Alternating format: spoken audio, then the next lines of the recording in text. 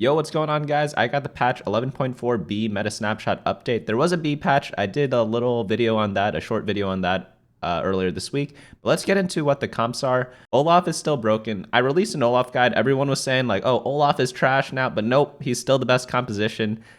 He was just that powerful before. Turns out when 4 people are going for one composition, and now maybe only like 2 or 3 are, it's still going to be really good. I also added the Keeper comp, which I'm sure you guys saw in my most recent video. And I have a couple of notes before we dive into the actual tier list. The B tier, normally I say play the B tier if you get great starts for them, or good starts for them. But this week I'm going to say only go for the B tier comps if you get amazing starts for them. So that's the one change on the tier list this week, and everything else, A tier, all playable. So let's get into what those are. S, Slayers, Olaf, no surprise there. A tier, Fabled, Vanguard, Mystic, I think is still really, really good. Even though a lot of people are building Last Whisper, not everyone gets the item, and you pretty much steamroll all those other comps. Dragonsoul, really good with Mages or with Tristana Reroll. 2 options there that I'm going to give you, or Olaf, so like 3 options really. Sharpshooters, pretty decent.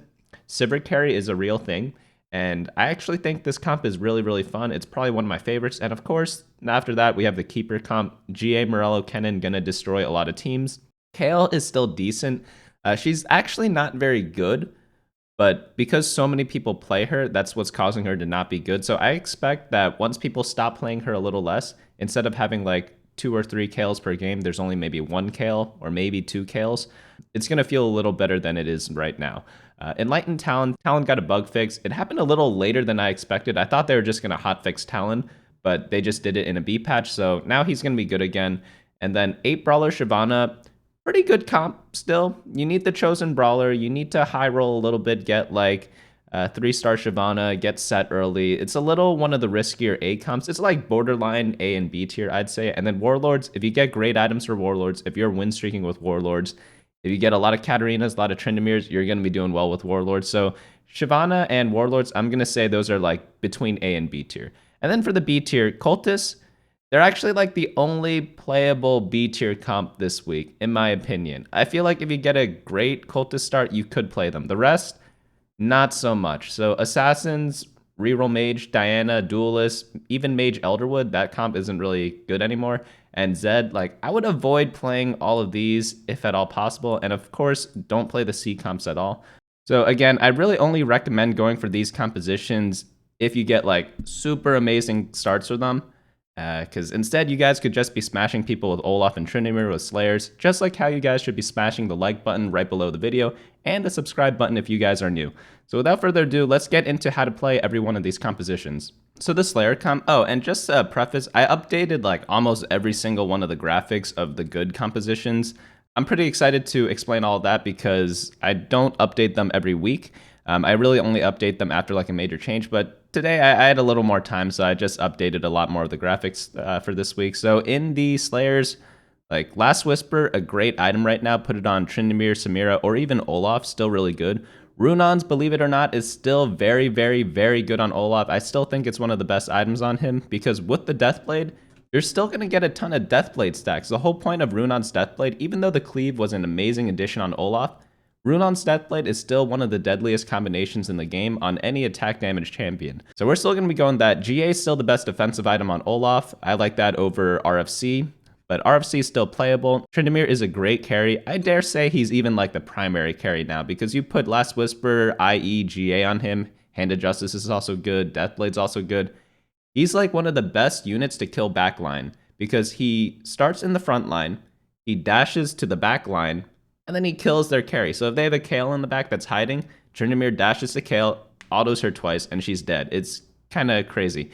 Samira, of course, gonna be great. Last Whisper, QSS, Deathblade, like they all 3 of these units, they use the same items. Just get a lot of swords, get a lot of bows, get a lot of crits. If you can't get that, build like a Hand of Justice. And like, yeah, you do need items, I will say that, but they're still playable with suboptimal items.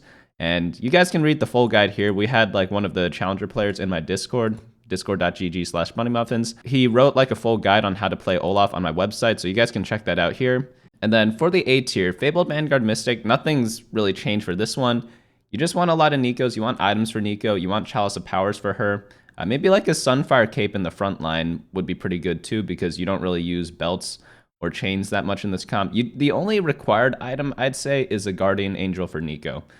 Guardian Angel Neeko, then 2 ability power items, or even like a Giant Slayer on Neeko is going to be really good. And then frontline, you just itemize anything. I like for Nautilus, doing something like Titan's Resolve, Dragonclaw, and even like a Hextech Gunblade for Nautilus is pretty funny too, but you don't get that many items to choose from. I'd rather prioritize Neeko items, but you could go like 3-star Neeko, 3-star Nautilus, and like you could use any type of Chosen. So you could use Fabled Chosen, you could use Mystic Chosen, you could use Vanguard Chosen. Like you could even like go Fabled Chosen and not play Cho'Gath, even though Cho'Gath is really good because he has an AoE CC. You don't like have to play him if you get a Fabled Chosen. So onto the Dragonsoul. Dragonsoul, surprisingly, like the main Dragonsoul comp doesn't have Olaf in it. I know it's weird, but hear me out. You could still do the Olaf variation, but I like this one a little more with Shyvana carry. And then you go like Aurelion Soul in the front line with Jeweled Gauntlet, Hextech Gunblade, and Guardian Angel. I'd say like Guardian Angel is the most important item to frontline Aesol, and then Hextech Gunblade after that. Because he's in the front line, or she, I don't know what Aurelion Soul identifies as. Do dragons have genders or like reproduce? I don't know. But like when he's in the front line, he's going to get his cast off really, really quickly. So whoever's attacking him, boom, gives him mana, and then boom, boom, he does his mage double cast, he kills a bunch of units. It's really fun to see. Shyvana's a great cleanup with Rudon's Hurricane, and then like Swain, itemize Swain if you can, because at 2 stars, Swain is one of the strongest units, and like in terms of best 3-star legendary units, I think it's Swain as well. Maybe it's Lee Sin, one of the two. And then one other option I'm going to give you guys, if you scroll down a little bit, option 2, reroll Tristana. If you get a ton of Tristanas, you have a bunch of attack speed items for her, or AP items, or like AD items. Man, Tristana really uses everything now that I say it out loud. You could go reroll Tristana if you have at least 5 Tristanas at stage 2-7, preferably like 6.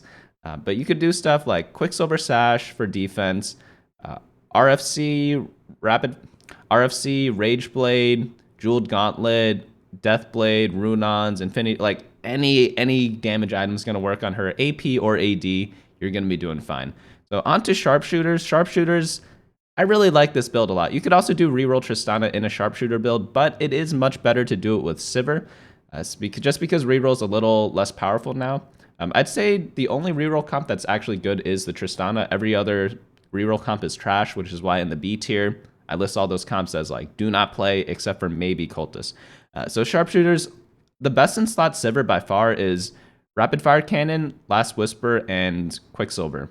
So Quicksilver is completely necessary for most backline carries because I don't know if you guys have noticed yet, this guy over here, this Aatrox, he's been in every single composition in the top tier so far, I'm pretty sure. And he just pulls your carry into the center of the map and then smacks them. So the only way to prevent that is to place your carry on like the second square and put Azir soldiers in the back as bait, or you build a Quicksilver Sash. I like Quicksilver Sash a little more. The reason why Last Whisper is so good is because Sivir will eventually kill everything if she has a Last Whisper. If you're against Vanguards and she has like a IE instead of a Last Whisper, for example, you're not going to be shredding through them quite as quickly. And then Rapid Fire Cannon, Sivir is short range, so Rapid Fire Cannon allows her to stay in the back and stay away from all the trouble. So if like a Katarina jumps to the back, she might not hit the Sivir. If Sejuani ults on the enemy team, it might not hit Sivir because she's tucked away in the corner.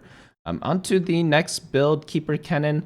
Oh man, I love this build. I had so much fun with it, and like when I watched my friend play it as well, he had so much fun with it. You go GA Morello Kennen, you just, yeah, it's back to basics. Aatrox pulls everyone in. Man, like literally every comp is using Aatrox.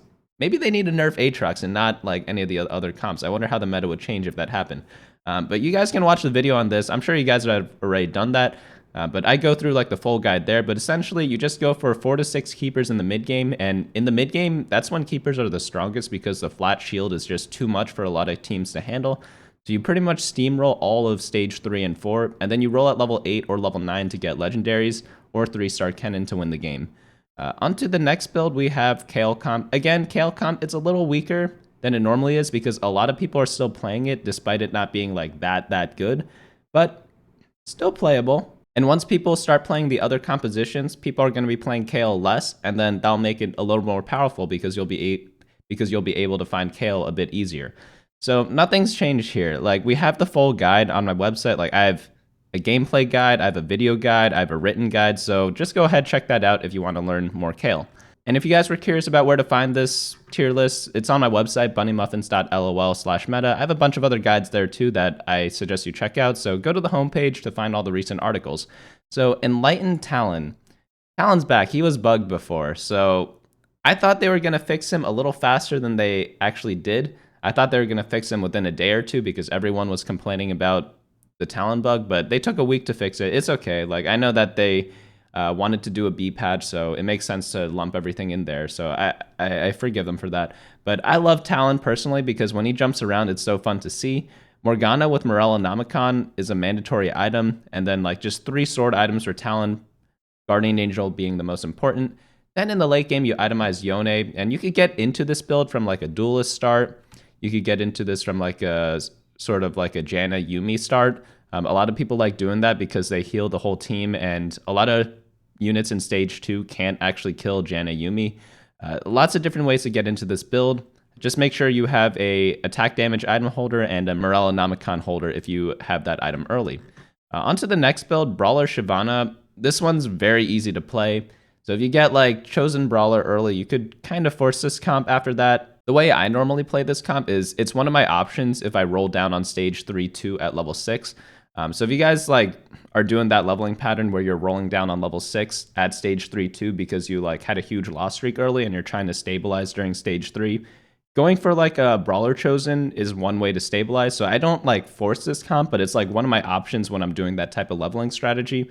But there are many other different ways to play this. You could go for this comp at level 7 if you have the right items. You could force it from the very start if you get a Brawler Chosen, if you really choose to.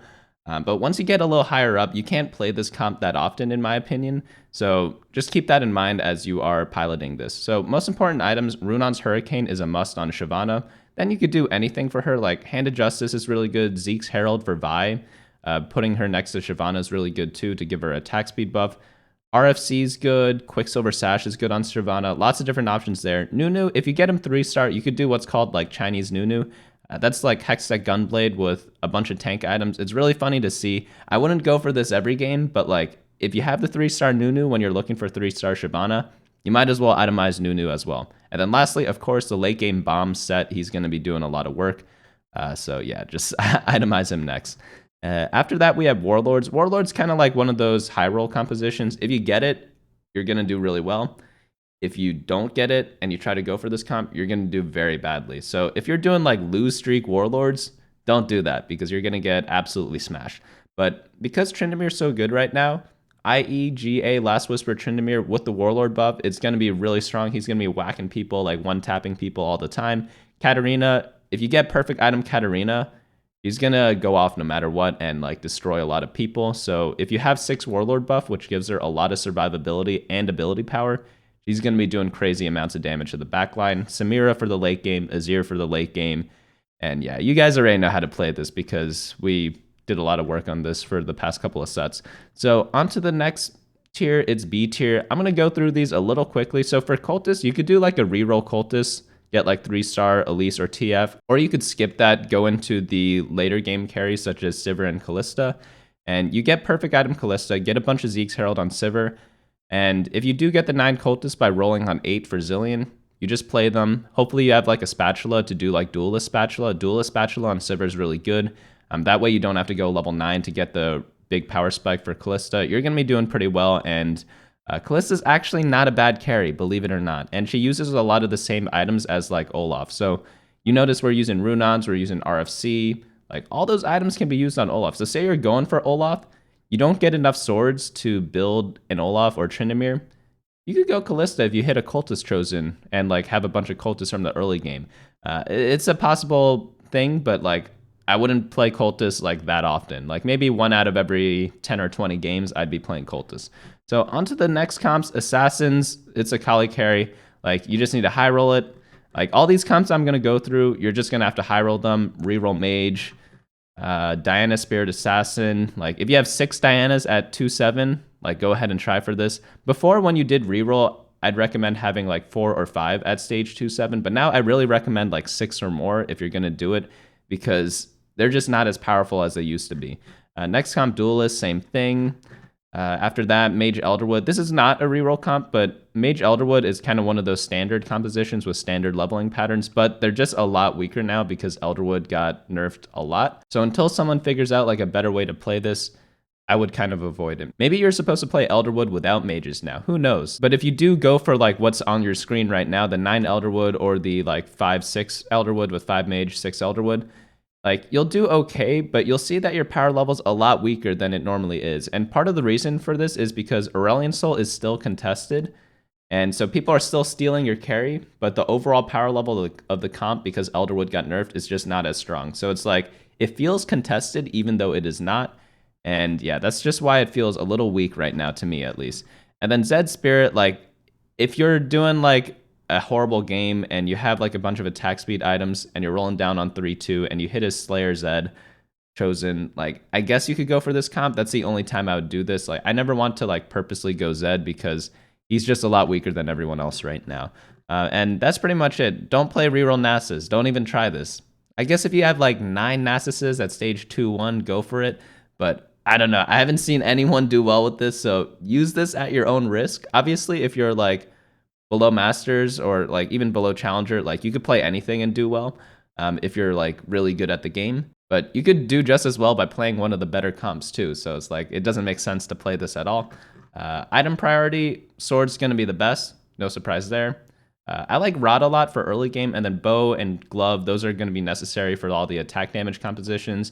Chain for Chain Vest for GA and for Sunfire Cape, which is really good early game. And then like, yeah, the rest of these, you probably don't really want them. But yeah, item guide down here, that's pretty much it for this week.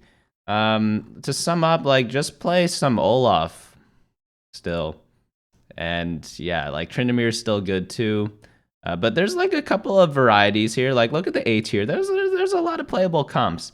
But let me know which one's your favorite in the comments down below. And if you guys found this video helpful, if I helped you climb like a tier or even like 1 LP even, like, hit the subscribe, hit the like button. It helps out the video a lot, helps me out a lot. And yeah, I'd really appreciate that. But I won't keep you guys too long. I'll be uploading some gameplay videos for this weekend probably. I like did a lot of Cultist games on Japan server. So if you guys are interested in Cultists, definitely look out for that. I'm probably going to do like a Tristana reroll video as well. So look forward to seeing you guys there. Hopefully you guys enjoyed this video, and I'll see you guys next time.